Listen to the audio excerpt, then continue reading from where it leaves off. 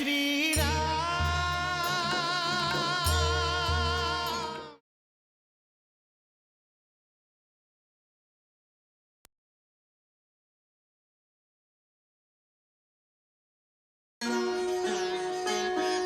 जय श्री राम,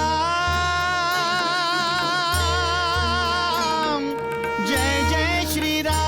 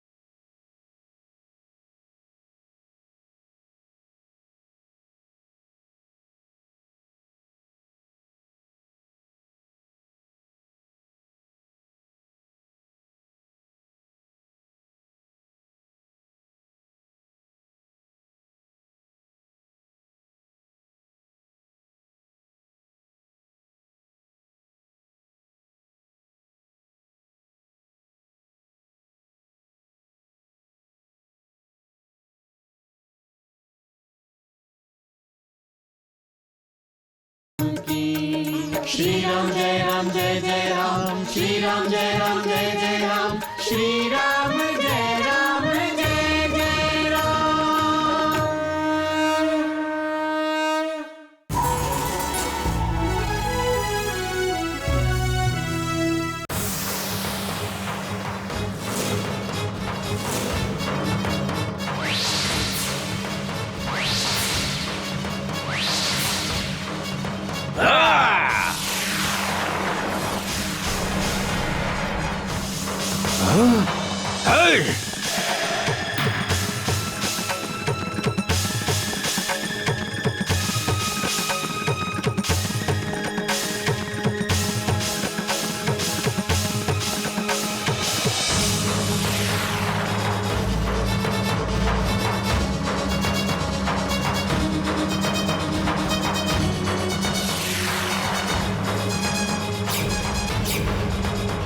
মালিক!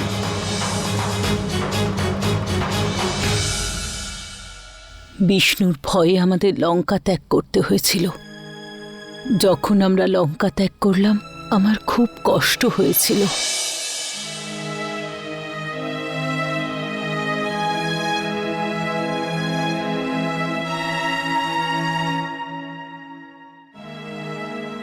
কৈকেশী,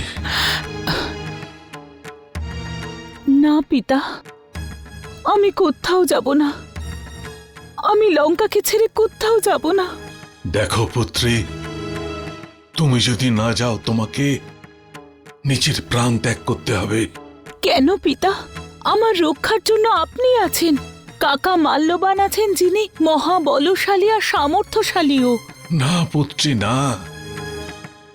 বিষ্ণুর সামনে আমাদের বল সামর্থ্য সব তুচ্ছ হয়ে যায়। যদি আমরা সক্ষম হতে পারতাম তাহলে কি ভ্রাতা বালিকে রক্ষা করতে পারতাম না? বিষ্ণুর সুদর্শন চক্রের কাছে আমরা যেসব নগণ্য পুত্রী। যদি জীবিত থাকি আর যদি সুযোগ ঠিক মতো পাই তবে আবার লঙ্কায় আসব। কিন্তু এই সময় আমাদের লঙ্কা ছেড়ে যেতে হবে। হ্যাঁ পুত্রী, এসো।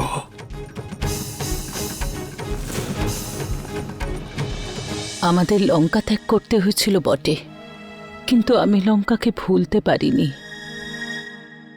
যখন আমরা পাতাল থেকে বাইরে আসতাম তখন পিতা ব্রাহ্মণের বেশ ধারণ করতেন আর আমি ব্রাহ্মণ কন্যার। এরকমই একদিন যখন আমরা পাতাল থেকে বাইরে আসলাম তখন আমরা ওই দিব্য রথ দেখলাম।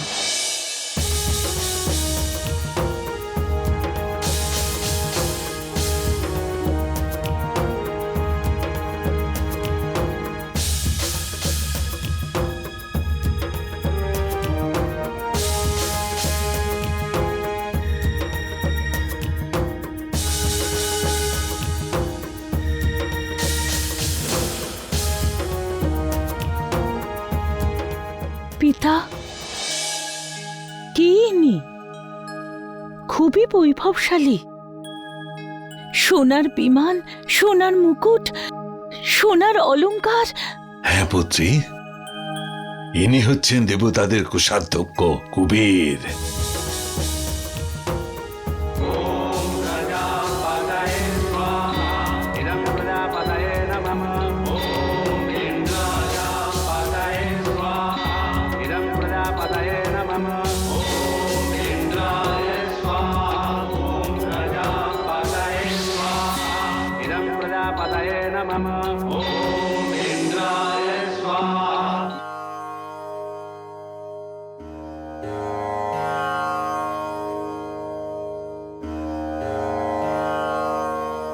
প্রণাম পিতাশ্রী।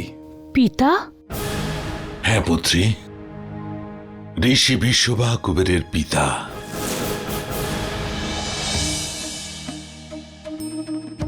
দীর্ঘজীবী হও।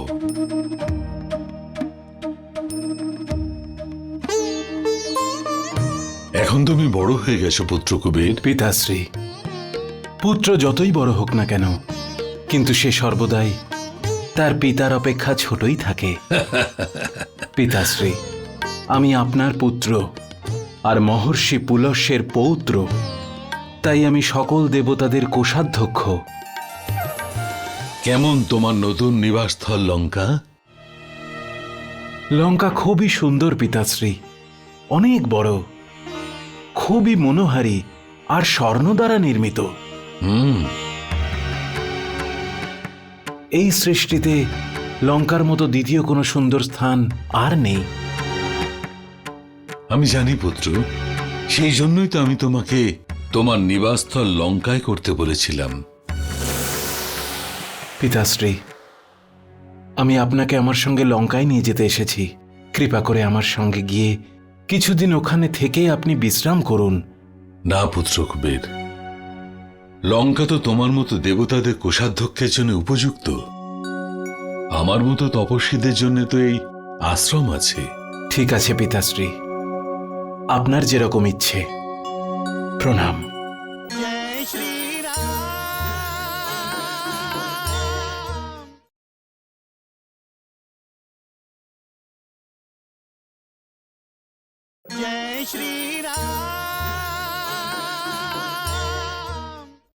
পিতা, আপনি আমার বিবাহের কথা ভাবছিলেন, তাই না? হ্যাঁ পুত্রী, আমি সেই বিষয়ে তোমার সিদ্ধান্ত জানতে চাই।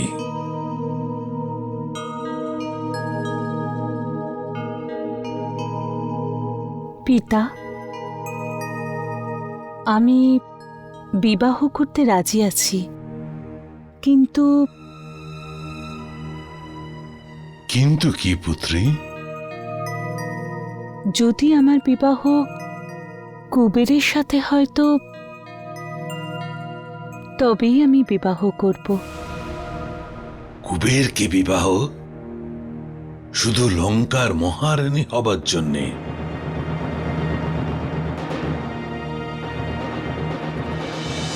আর যদি কুবের বিবাহ করতে রাজি না হয় তো? না পুত্রী, না, তোমার সিদ্ধান্তটা একদম ঠিক নয়। তুমি এত স্বার্থপর কি করে হলে? আমার একটা প্রশ্ন আমাকে কিভাবে স্বার্থপর করতে পারে পিতা? আপনি আমার বিবাহ দিতে চান, আর আমি আপনার সামনে আমার ইচ্ছা প্রকাশ করেছি। আচ্ছা, আমার ইচ্ছা ব্যক্ত করা কি উচিত হয়নি? প্রশ্ন ইচ্ছা আর সেটা ব্যক্ত করা নয় পুত্রী।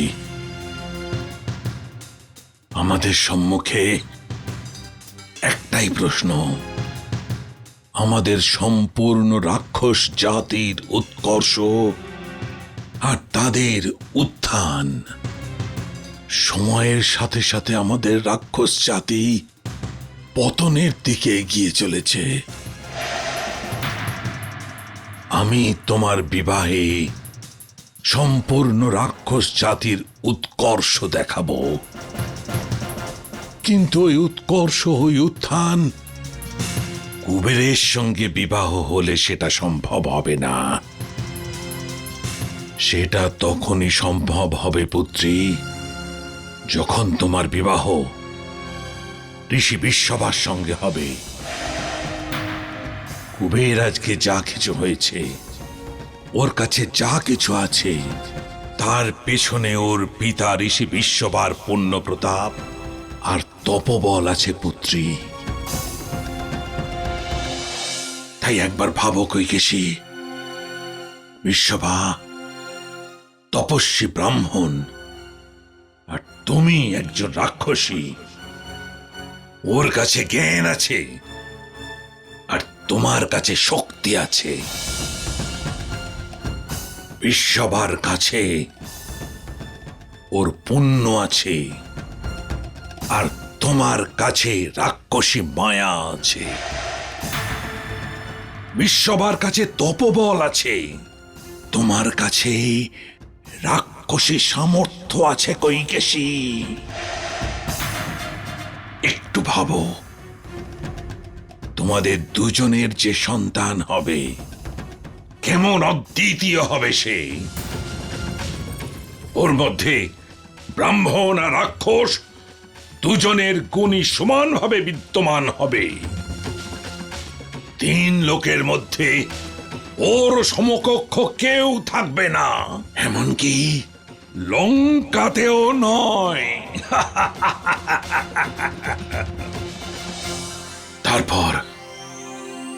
তারপর আমাদের রাক্ষসদের রসাতলে লুকিয়ে থাকার আর কোনো দরকার পড়বে না,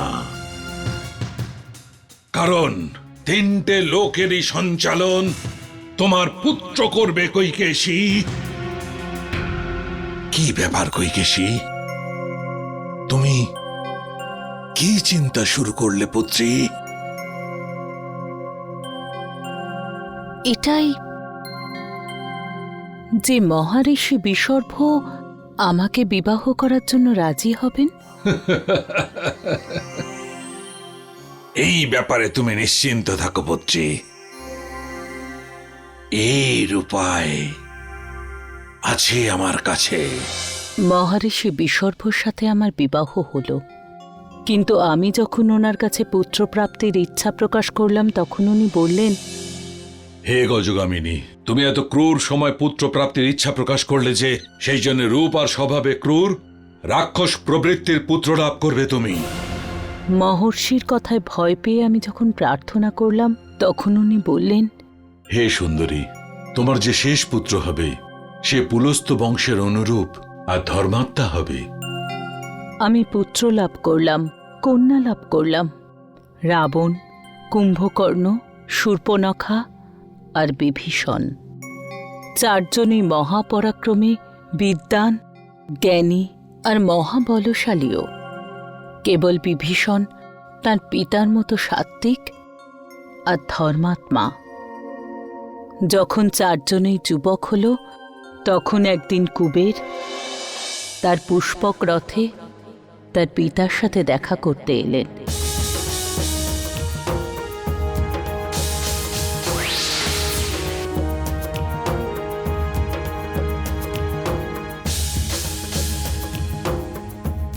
প্রণাম পিতাশ্রী। দীর্ঘজীবী হও।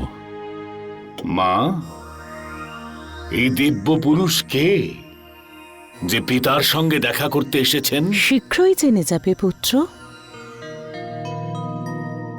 মা, ওই দিব্য পুরুষ আমার দিকেই দেখছে। ওই দেখো মা, ও আমাদের দিকে এগিয়ে আসছে।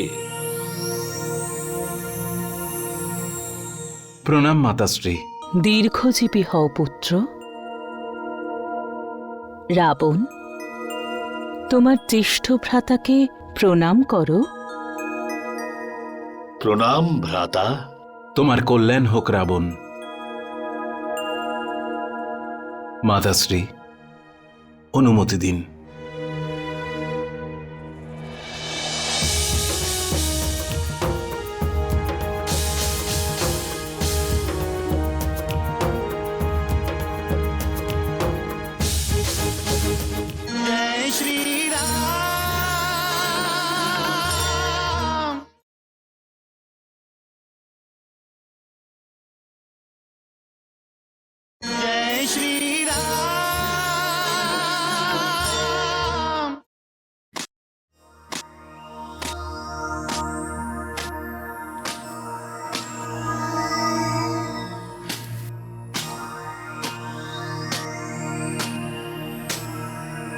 মা, তুমি এখানে? আমি যেদিন থেকে ওই রথকে দেখেছি সেদিন থেকেই আমি আশা করছি আমি ওই রথে চেপে আকাশ ভ্রমণ করি আর উপভোগ করি। আচ্ছা, তোমার সৎ ভাইয়ের বৈভব দেখে তুমি খুশি হচ্ছ, প্রভাবিত হচ্ছ কুবেরের কাছ থেকে? এক মুহূর্তের জন্য তুমি এটা ভাবলে না যে তোমারও কুবেরের মতো বৈভবশালী হওয়া উচিত? হাহ! রাবণ সারা জীবন এইরকম দরিদ্রই থাকবে? তোমার মনে এই বিচার এলো না যে রথের প্রভু তোমার হওয়া উচিত? আমি লঙ্কাতে থাকতাম কারণ তোমার দাদু রাক্ষস জাতির প্রভু ছিলেন, ওনার রাজত্ব ছিল। আজ সেই লঙ্কাতে তোমার সৎ ভাই কুবের থাকে। যা আমাদের ছিল, যা আমাদের থাকা উচিত, সেটা কুবের নিয়েছে। কতদিন তুমি লঙ্কায় অন্যকে রাজত্ব করতে দেখবে? কতদিনে লঙ্কা তোমার হবে রাবণ, তোমার? তুমি কি কাপুরুষ? তোমার বাহুতে শক্তি নেই? মা, তুমি সামর্থ্যশালী নও, পরাক্রমশালী নও? মা, তুমি তপস্বী নও, রাক্ষস। আমি তোমাকে যজ্ঞ করার জন্য জন্ম দিইনি। আমি তোমাকে জন্ম দিয়েছি রাক্ষস কুলের প্রতিষ্ঠার জন্য, রাক্ষস জাতির উদ্ধার করার জন্য, রাক্ষস জাতি যা হারিয়েছে সেটা পাওয়ার জন্য। রাবণ, নিজের মায়ের ইচ্ছা পূরণ করা প্রত্যেক সন্তানের ধর্ম। আর এই দায়িত্ব যদি তুমি পালন না করতে পারো তাহলে আমায় বলে দাও, আমি ভেবে নেব আমার গর্ভ তোমায় নয়, একটা নির্জীব মাংসপিণ্ডকে জন্ম দিয়েছে। মা!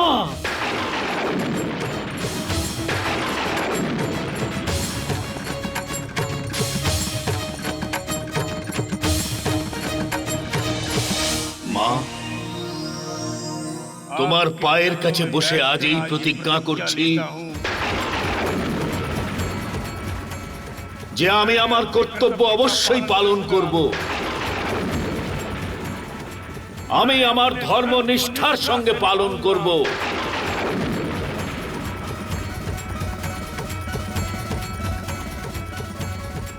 আমি ভ্রাতা কুবেরের চাইতেও বলশালী এবং বৈভবশালী হব।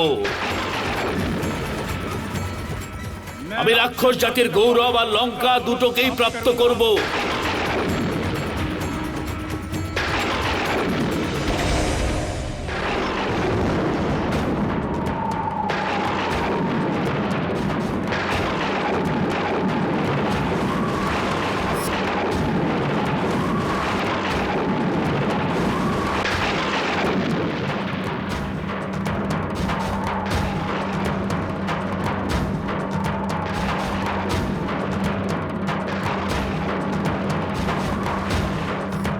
মনে হচ্ছে ঝড় উঠবে জ্যেষ্ঠ।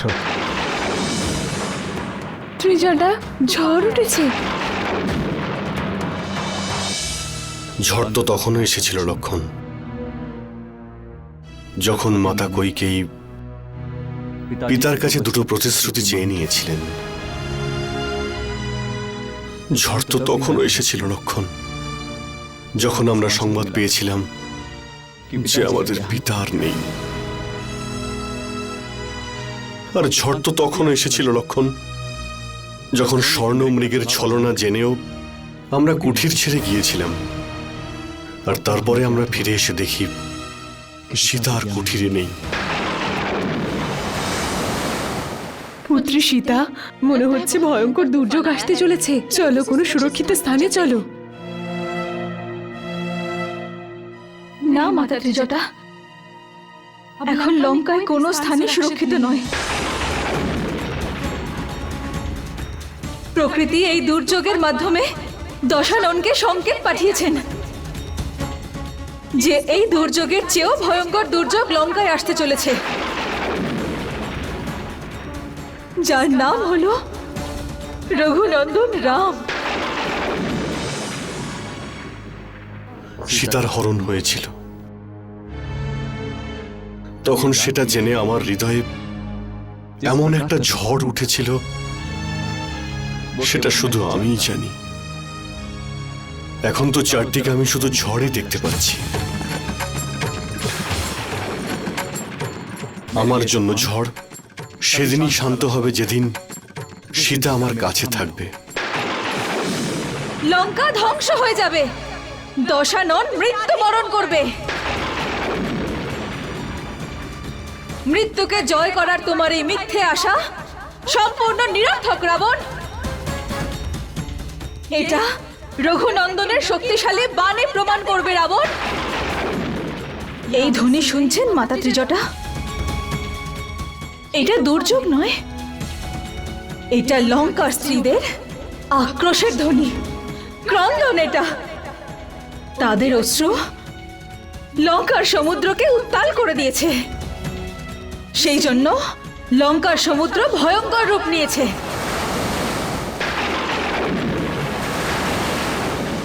এই দুর্যোগ আমার মনের দশা প্রতিফলিত করছে মাতা ত্রিজটা, আমার মনের দশা প্রতিফলিত করছে। এই দুর্যোগ আমার স্বামী রঘুনন্দন রামের হৃদয়ে প্রলয় সৃষ্টিকারী দুর্যোগের প্রত্যক্ষ রূপ। এটা লঙ্কা আর দশাননের বিনাশ নিশ্চিত। লঙ্কা আর দশানন ধ্বংস হয়ে যাবে। जय श्री